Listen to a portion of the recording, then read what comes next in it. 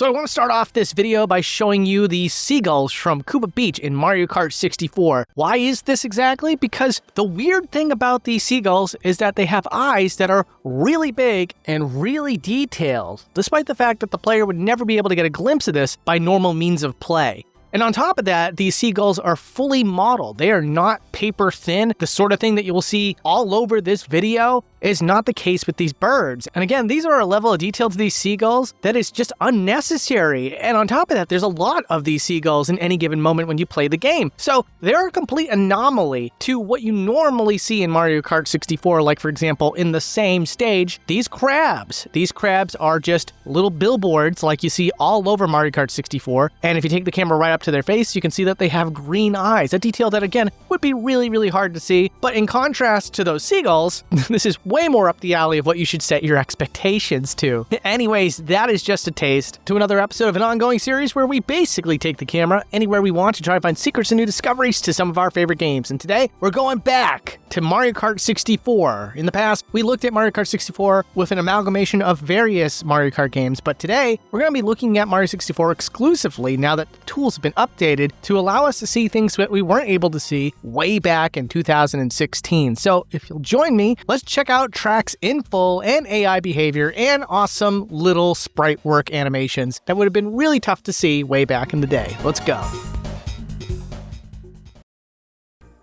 So if you look at the porcupines here, you can see I have a red nose as well as little hooves. These are details I feel like would be a little bit harder to see, especially with the low resolution of the Nintendo 64 on standard definition consoles. Fun little fact, these porcupines were replaced by Goombas in Mario Kart 8. Now, this is one of those times I think I'm going to get educated in the comments section, but on Choco Mountain, there is weird theming to this one. The name seems to imply chocolate is the theme, but there's a tunnel with eyes.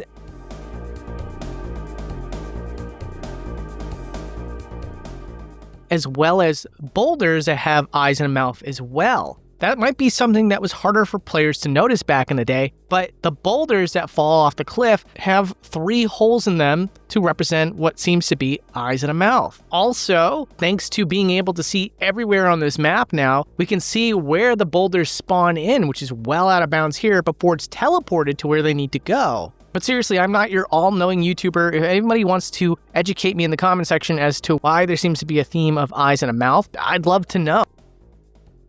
And then if we take the camera over into Banshee Boardwalk, we can find these bats, another hazard to yet another track, and taking the camera up to them will show you that they have blue eyes as well as big, juicy mouths. They also have 2 important frames of animation, one where the wings are flapping down, and another where the wings are flapping up. And then in Moo Moo Farm, we have the Monty moles that are springing out of the ground. Now, if you take the camera underneath the ground, we can see what they do here, but more importantly, there are parts of the sprite that can't be seen by the player. There's a standing animation where half his body is poking out of the ground and the other half is in it. So here you can see some unused detail to the bodies of these moles. Also, if it wasn't easy to tell in the original game, they seem to have sunglasses, which is a really nice detail. I might have a bias for them. Here's a fun little fact for the hot air balloon for Luigi. Normally, the player gets to see the 3D model version, and if you take the camera up to it, you can see that the whole thing turns into a 2D LOD model. And the trick here is that it's supposed to always be facing the player, and the only way to really kind of see how flat it is to try to get as much above it as we possibly can, so that it can't face us in our camera. It's from this angle you can really see the 3D model just pop from 3D to 2D. And speaking of 2D, let's talk about those racers. So now that we can move the camera all around pretty easily here, let's really test the limits of the 2D sprite racers. For the most part, it works brilliantly, but the game doesn't really account for certain angles like this one here. If we take the camera nearly right above, as you can see, the shadow seems to indicate what we should be looking at with the angle of this kart. However, the sprite doesn't really know what to do anymore, and so instead we have like a flat and tilted version. Really starts to give away the illusion if it wasn't for the fact that HD also kind of gives away the illusion and making it very plain to see that, of course, those are really blurry textures. In Bowser's Castle, there's a green thwomp block that fans seem to have named Marty for some reason. And of course, for less initiated players, there are details to this block that a lot of people might not notice. Taking the camera inside can show you that it has a laughing animation on its face that, again, if you didn't stop and look, you might not have caught it.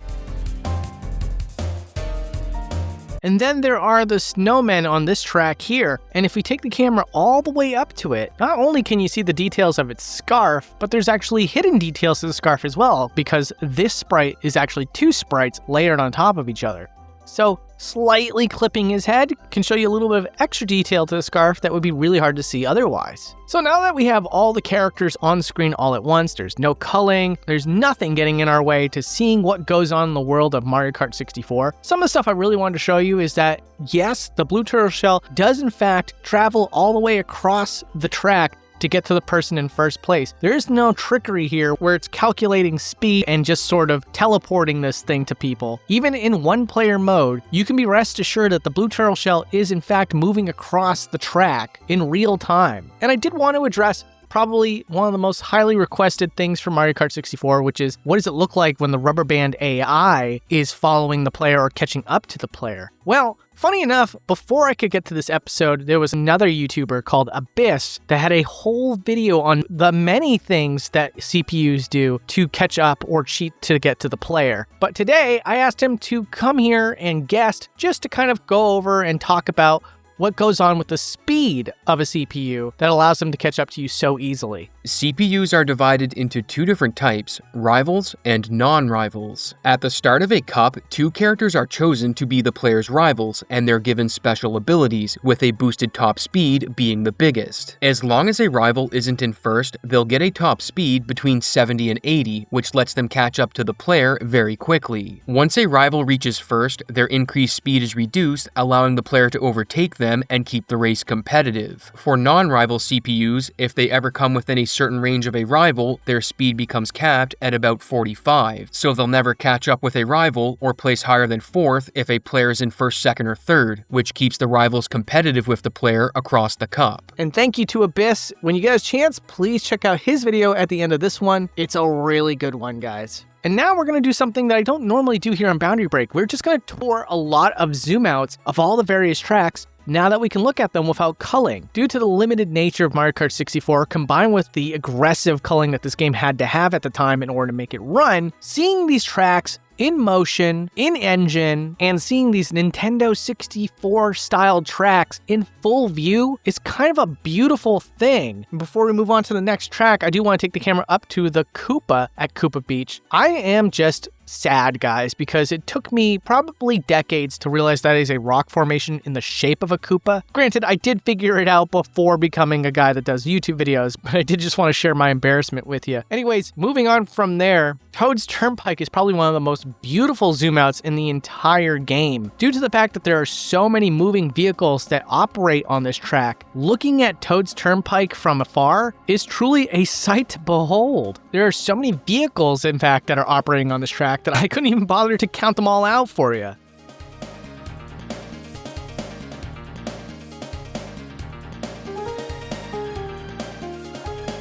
Next up, we got Calamari Desert, and this one is supremely satisfying because, as we all know, there is a train track that goes through this entire track. That was weird to say out loud, but it still sounds right. And with that, you know that the train goes around it, but the question always was on my mind was, are the trains really on the track at all times? And as you'll see here, there are 2 trains, and yes, they just go along the track. That's why there's a little bit of inconsistency about whether or not it will cross your path when you're driving on the racetrack. Here's another one in full shot. The entire environment's pretty large. I was really surprised by this in particular. One of the best things is, of course, the giant snow monuments and how they show up on the tracks very easily with the contrast between the snow and the dark gray track. And then there's Yoshi's Valley. Now this one was a bit complicated because in order to get this in one shot with all the items and the giant Yoshi egg, it messes with the lighting for some reason, which is a really big bummer. But if you do turn back on LOD and it allows it to remove the egg and stuff like that, which it seems like the egg is the one that is messing up the lighting somehow. But like I said, if you remove that, you can see the entire map with proper lighting at least. So it's sort of a compromise between both things.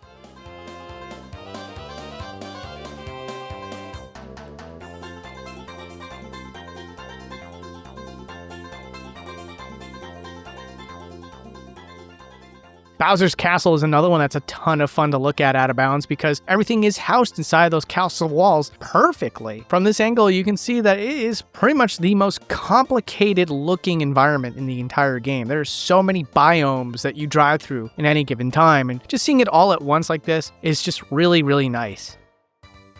And of course, the Princess Peach circuit. Wow, this one is really freaking cool. Taking the camera up and over, you can see just how much of the castle has to take up this entire environment, which is a lot. What an expensive little Easter egg the developers decided to put in. But I will say I really appreciated it back in the day. It's nice to see the castle from Mario 64 in all of its glory. Of course, there are some differences, like the texture of the stained glass Princess Peach above the door is a little bit different than it was in Mario 64. But outside of that, it's generally the same. Of course, there's a little bit of accommodating to make it connect with the actual racetrack. But other than that, it's pretty faithful.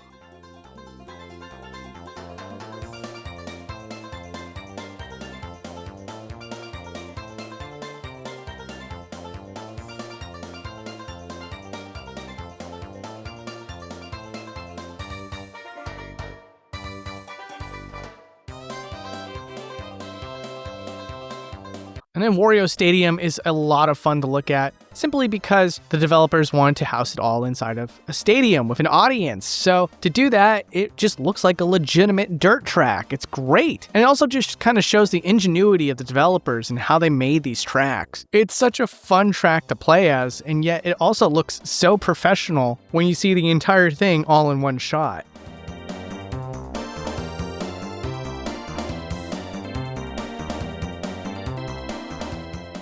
And of course, we have to take a look at the Luigi circuit, the very first racetrack in the game. Pan the camera out will show you that it kind of has like a goggle-like effect, creating large gaps inside of the map to get that giant wide turn on each part of the track, all for it to sort of conjoin to the center and letting the players go through a tunnel halfway through the race. What's kind of surprising to me is just how much grass is actually modeled here. One of the tracks that's not as fun to look at from up above, in my personal opinion, is Choco Mountain. For as awesome as this track actually is to race on, looking at it from up above is not as impressive as the ones that we've seen prior in this episode already. This track in particular seems to be more impressive about what you see on a ground level versus what you see from up above like this. However, by contrast, DK's Jungle Parkway is a different story entirely. Looking at this from up above is like, wow, like look how much complicated stuff is going on here. There are rows and rows of textures to represent jungle trees, as well as a giant river and a boat moving. Couple that all with a long rope bridge that goes into a cave. It's just a nice, complicated map. Not one of my favorites to actually race in, but again, from a technical perspective and looking at it from up above, man, what a cool looking thing to find on a Nintendo 64. Also, taking the camera underneath the water level can show you more of the boat that the player would normally not be able to see. Back to Banshee Boardwalk, a lot of this is just wooden bridge that leads into a mansion, so it's not as impressive as other maps, but still, it's really cool to see the outline of the track like this. But my god, get ready for the uber impressive track that is Rainbow Road. The track is so big that it will not fit all in one shot. You can get really, really close to it, but you still have to pan a little bit in order to see the entire thing. Also, what's fun is that viewing it from here allows you to see the images of the neon outlines of the characters and how they are actually black squares. And it's evidenced by the fact that whenever you angle it in such a way that the image is overlapping the entire track, you can see the corners of the black squares.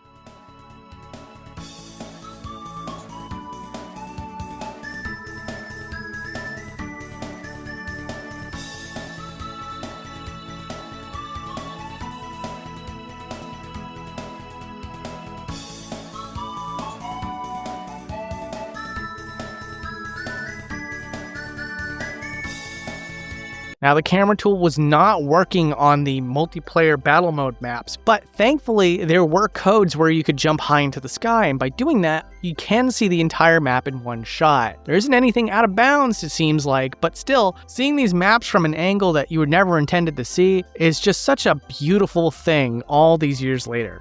And then the effects in Sherbert Land are pretty impressive in their own right. If you take the camera underneath the ground, you can see that is a classic way of doing reflections, which is the driver is actually duplicated underneath the ground. This applies to all the 3D models as well, like for the penguins, which again is just shocking because when everything is applied properly, there's a heavy amount of optimization that had to be done to make all this work. So to see them get that ambitious for this particular stage, I just can't believe it. And I'll give you a zoom out of the stage as well. I think it's really impressive looking. It's more organic than some of the other tracks. And with that, thank you so much for watching. I do have a Mario Kart 8 episode that is really, really impressive. You can check out some of the amazing environmental work that was done on that game. It's some of the best I've ever seen on Boundary Breaks. So if you've somehow never seen that episode, check it out. Obviously, check out Abyss's channel as well. That video that I mentioned earlier was amazing. Take your pick. I appreciate his help, and I appreciate you watching, and I'll hit you with more stuff again soon. Take care, guys.